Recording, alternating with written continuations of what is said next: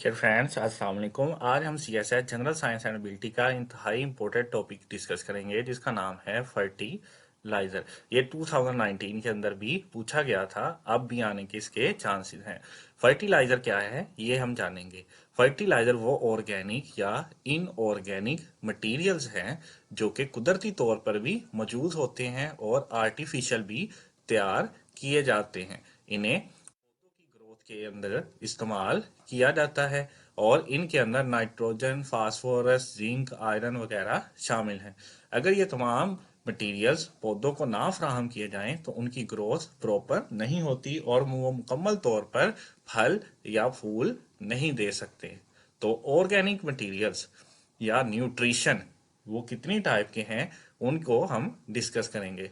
Organic material दो type के हैं। Number one macro, number two micro. Micro जिनकी बहुत कम मिकदार के अंदर पौधों को जरूरत होती है। इनमें कॉपर, आयरन, क्लोराइड वगैरह है। जबकि मैक्रो इनकी पौधों को बहुत ज्यादा मिकदार के अंदर जरूरत होती है। इनकी भी दो कैटेगरी है, प्राइमरी और सेकेंडरी। प्राइमरी के अंदर नाइट्रोजन, फास्फोरस और इसके साथ पोटाशियम वगैरह शामिल है जिनकी पौधों को बहुत ज्यादा मिकदार में जरूरत होती है।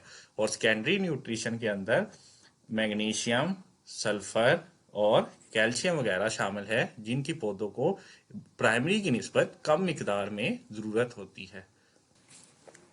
अब हम मुख्तलिफ किस्म के जो फर्टिलाइजर इस्तेमाल किए जाते हैं उनको जानेंगे।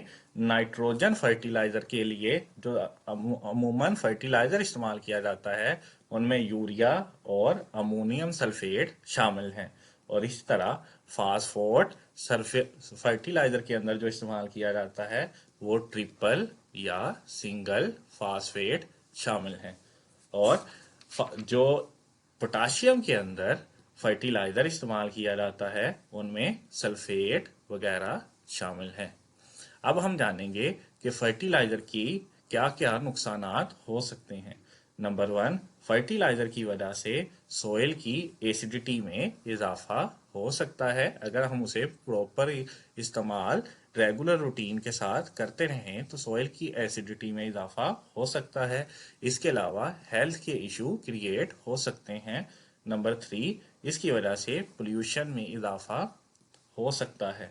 नंबर फोर, ग्राउंड वाटर इसकी वजह से मुतासर हो सकता है। ये तमाम वो चार मेन इसके नुकसानात हैं: pollution, ground water damage, soil acidity increase and health issue. और जो फर्टिलाइजर की मेन तीन इकसाम है नाइट्रोजन, फास्फेट और पोटाशियम के अंदर, वो urea, ammonium sulphate, triple and single phosphate और सल्फेट वगैरह शामिल हैं।